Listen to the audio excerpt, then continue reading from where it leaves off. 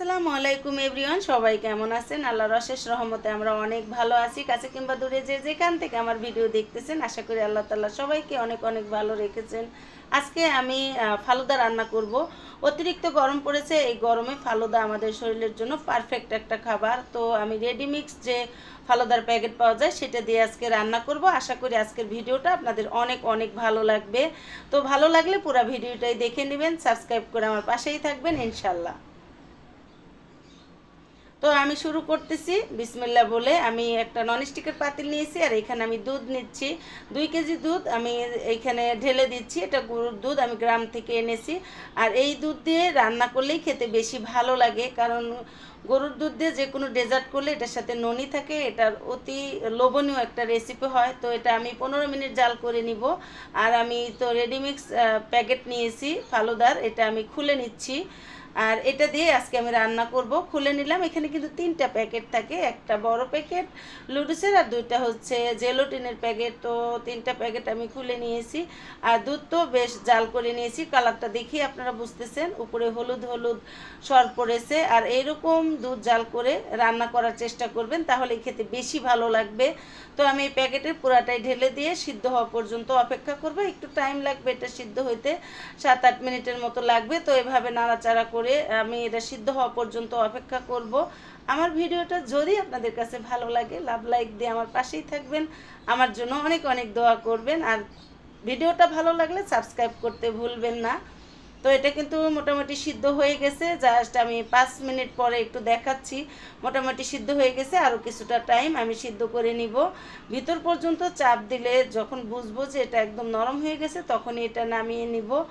তো ফাইনালি আমি দেখাচ্ছি, এটা বেশ ঘনও হয়ে গেছে। এটা কিন্তু একদম ঘন হবে না, লিকুইডই থাকবে, তারপরে পাতলা থেকে মিডিয়াম হয়ে যাবে। আর এই তো আমি দেখাচ্ছি, এটার ঘনত্বটা এরকম হবে।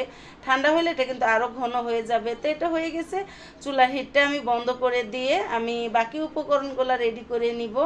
তো এখানে আমি 1/2 কাপ পানি নিয়েছি, জেলোটিন জাল করে নিব। আর আমি একটা ননস্টিকের কড়াইতে আমি জেলোটিনের প্যাকেটটা দিয়ে দিয়েছি। আচ্ছা সরি, এটা স্টিলের কড়াইতে আমি জেলোটিনের লাল প্যাকেটটা পুরাটাই দিয়ে 2-3 মিনিটের মতো এভাবে একটু নাড়াচাড়া করে নিব। আর গলে গেলেই, চিনিটা গলে গেলেই আমি সার্ভিং একটা পিরিজের নিয়েছি, এটার মধ্যে ঢেলে নিব। ওই যে নৌকার মতো এটাতে আমি ঢেলে নিচ্ছি। তো একটু পাতলা জিনিসে দেওয়ার চেষ্টা করবেন, তাহলে এটা পাতলা হবে, দেখতে ভালো লাগবে, পিসটা সুন্দর হবে।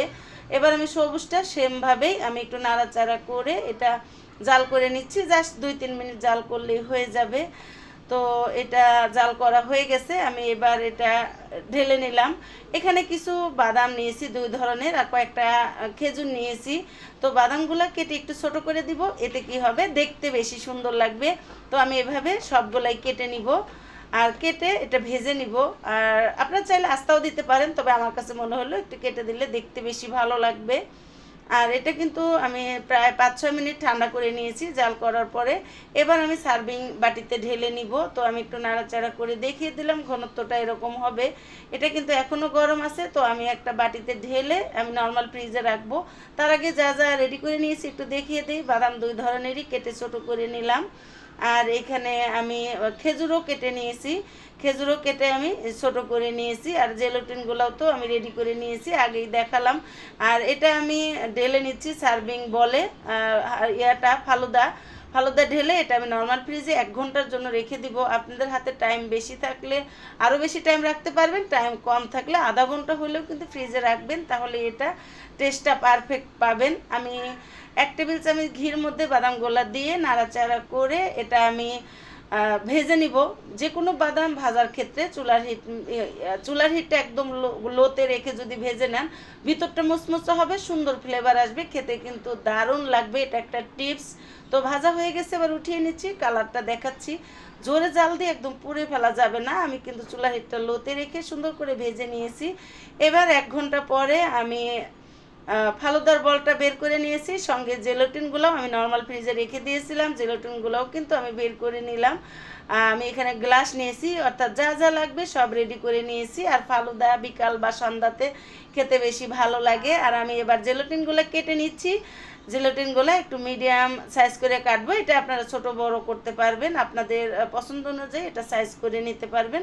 তো আমি এভাবে সাইজ করে নিচ্ছি, একটু কোনাকুনি করে কাটতেছি, দেখতে বেশি ভালো লাগবে। দুইটাই সেমভাবে কেটে নিচ্ছি আমি। আর এই যে এটা আমি 1 ঘন্টা ফ্রিজে রাখার পরে উপরটা একটু দেখাচ্ছি, সুন্দর উপরে সর পড়েছে। তো আমি সরটা একটু ভেঙে দিচ্ছি। অবশ্যই আপনার সরটা ভেঙে দিবেন, তাহলে ফুল বলের মধ্যেই কিন্তু সর সর লাগবে, খেতে বেশি ভালো লাগবে। আর আমি জেলাটিন 2 ধরনের দিয়ে দিচ্ছি, তবে সবগুলো দিব না, কিছু এখানে দিয়ে দিব আর সার্ভিংয়ের জন্য কিছু রেখে দিব। এবার উপরে আমি বাদাম ভেজে নিয়েছিলাম যে, সেটাও অল্প অল্প করে দিয়ে দিচ্ছি। খেজুরও দিয়ে দিলাম। আপনারা চাইলে এখানে যে কোনো ফ্রুটস ব্যবহার করতে পারেন, বাদাম স্কিপও করতে পারবেন, বাদাম বা খেজুর, বা আপনারা চাইলে শুধু জেলাটিন দিয়েও খেতে পারবেন। এটা আপনার পছন্দের উপরে ডিপেন্ড করবে। আর আমি এখানে যা যা রেডি করে নিয়েছিলাম সব কিছু তো দেখিয়ে দিলাম। আর সব কিন্তু আমি বলের মধ্যে দিয়ে দিয়েছি। আর গ্লাসও রেডি করে নিয়েছি, সঙ্গে বরফ রেডি করে নিয়েছি, বরফের টুকরা। বরফের টুকরা দিলে এখন যেহেতু অনেক গরম, এটা ঠান্ডা ঠান্ডা খেতে ভালো লাগবে, তো আমি এটা দিচ্ছি। আপনার চাইলে কিন্তু এটা স্কিপ করতে পারবেন। আপনারা যদি ঠান্ডা না খেতে চান তাহলে বরফের টুকরাগুলো দেওয়ার কোনোই দরকার নাই। তো এবার আমি মিলিয়ে নিব। এবার আমি ভালো করে উপর নিচ করে মিলিয়ে নিব। দেখতে কিন্তু খুবই লোভনীয় লাগতেছে। আমার বাচ্চারা তো খুবই পছন্দ করে, ওদের খুবই পছন্দের একটা ডেজার্ট। আপনার বাচ্চারা যদি আমার মতো করে রান্না করে দেন, দেখবেন ওরাও চেটে পুটে খেয়ে নিবে। এবার আমি গ্লাসে ঢেলে নিচ্ছি। আর এরকম ডেজার্ট বাচ্চাদের আপনারা সকালে বা বিকালে সন্ধ্যায় দিতে পারেন, স্বাস্থ্যের জন্য খুবই ভালো। আর এটাতে কিন্তু হালকা মিষ্টি থাকে, অতএব মিষ্টিটাও বাচ্চারা পছন্দ করতে চায় না। এখানে একদমই কম মিষ্টি দিয়ে এটা রান্না করা হয়। যদিও আমি আজকে প্যাকেট রান্না করেছি, প্যাকেটে তো মিষ্টি নির্ধারিত দেওয়াই থাকে, তো এটা কম মিষ্টি দেওয়া থাকে। এখানে আমি বরফ দিয়ে দিয়েছি, সরি আইসক্রিম দিয়েছি, আইসক্রিমটাও আপনারা দেওয়ার চেষ্টা করবেন। আইসক্রিম দিলে খেতে বেশি ভালো লাগে। তারপরে উপরে আমি আবারও কিছুটা বাদাম খেজুর দিয়ে দিব, এটা দেখার সৌন্দর্যের জন্য দিয়েছি, দেখতে বেশি ভালো লাগবে সেই জন্য।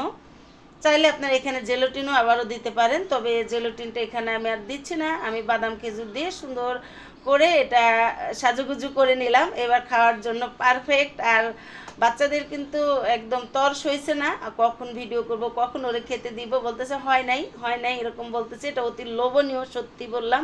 তো আজকের ভিডিও এখানেই শেষ করলাম। আল্লাহ হাফেজ।